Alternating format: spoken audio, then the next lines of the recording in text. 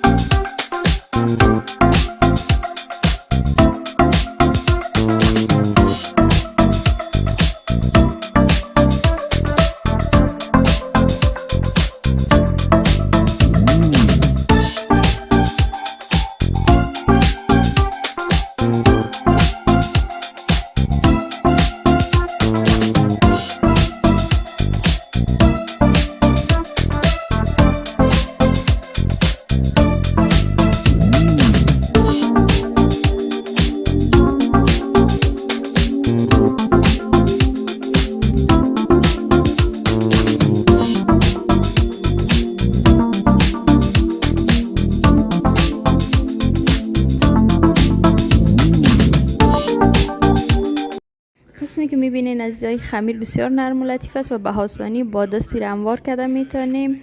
وقتی که هموار کردیم به هر شکل که خواستین، امرای چاقو، امرای کتر و یا امرای قالبکایی که بر کیک و کلچه است میتونیم میره کت کنیم و در روغن داغ با حرارت نسبتا بلند ایره سرخ میکنیم.